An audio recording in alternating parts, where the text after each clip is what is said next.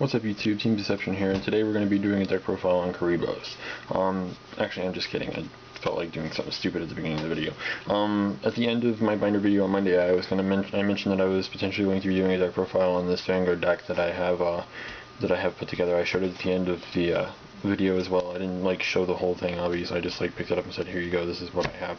I figured I would do a deck profile for this because I know that there are some people that are kind of on the iffy side about playing Vanguard or whatever because it might be expensive or whatever.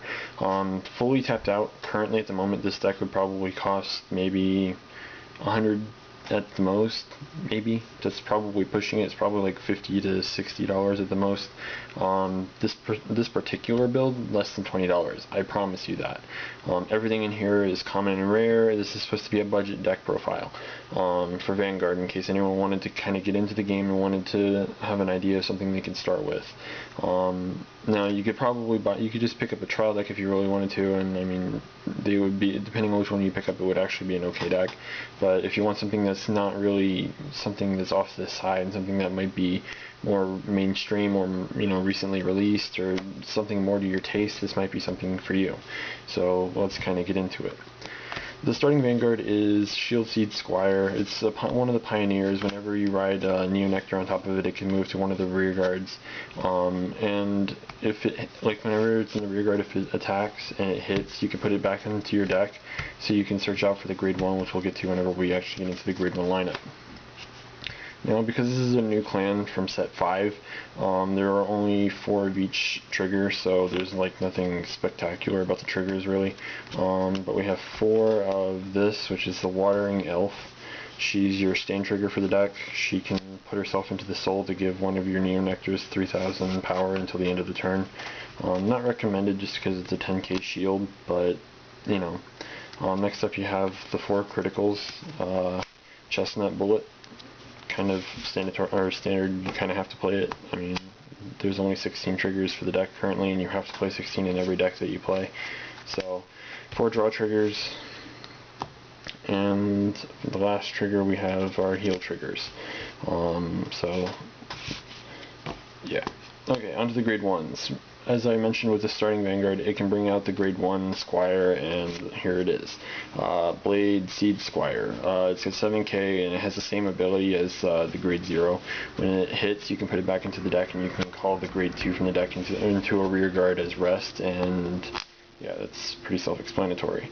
Next up you have your generic 8k booster, Corolla Dragon. She's like, okay, I go behind something and I boost for 8,000, so I mean it's really good.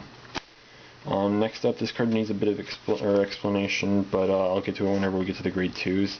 Lily Knight of the Valley. Whenever it boosts a unit called Iris Knight, the boosted unit gets plus 4,000, so it's 6,000, and then it gains another 4,000, so it boosts for 10,000. Really good in my opinion. And the last grade 1 is our card changer, Lady of the Sunlight Forest. You rest her to drop and draw a card from your hand, so if you have dead cards in your hand or whatever, you can drop them and then redraw. Like I said with the grade 1 and the grade 0, here's the grade 2. Knight of Verdure, I'm assuming that's how you pronounce that. Jean. It's got the same ability as well. Whenever it hits, it can bring out the grade 3. So really don't need to explain that all that much. Here's where the explanation for that Iris Knight comes in. Or not the Iris Knight, the Lily Knight. This is the card that Lily Knight has to boost, and it's a 10k, so whenever Lily Knight boosts this, it's swinging for 20k, which is really, really good in this game. Next up we have 2 Heyo Pineapples. A lot of people are going to laugh at it because, I mean, look at that art, it's just freaking ridiculous. But it's actually really good. It becomes an 11k or grade 2. As long as you have 4, like if the number of Nectars you have for Vanguard or rear guards is 4 or more, it gets plus 3,000. So you can have this on your Vanguard or in the rear guard, and as long as you have a Vanguard and 2 other rear guards, or no, 1 other rear guard, it'll still work because it still counts itself. So yeah, it's really good. Last grade 2 is Spiritual Tree Sage, your Minsoul, I'm assuming that's how that's pronounced. Whenever it's either placed on the Vanguard or the rear guard circle, you reveal the top card of your deck, and if it's a grade 1 or grade 2 Nectar, you call it to rear guard. And if not, it goes back into the deck. But everything in this deck is Nectar, so yeah. Grade 3s, we have 6 grade 3s. 3 of them are the Knight of Harvest Gene. Again, it's the grade 3. Instead of going up like the others, this one goes down. It'll take you back down to your grade 2, but the thing is it can bring out 2 grade 2s to the rear guard, so you can use them as intercepts, which is really good. And the last grade 3 for the deck is Frontline Valkyrie Laurel. Whenever she attacks a Vanguard, she gets plus 2,000 power, and with the 8k booster behind her, she swings for 20,000. So that makes at least two possible ways of swinging for 20,000 power at your opponent, which is really fucking ridiculous in my opinion. So yeah, that's the deck. Let me know what you guys think. And maybe like let's see if this kind of like if you guys want more budget profiles, I can probably try and work on it. I can't promise anything, but like if you guys want more, want me to show you more possibilities for, you know, budget decks if you want to kind of get into this game, I can try and do that. But like I said, it's not something I can guarantee. But yeah, so rate, comment, subscribe if you like the video and all that other shit, or if you haven't subbed to me yet, because, you know, having subs is nice. Like I said, if you liked it, or if you enjoyed the video, give the video a like, share it with your friends, all that other happy shit, and don't forget to click some shit as long as you do it responsibly.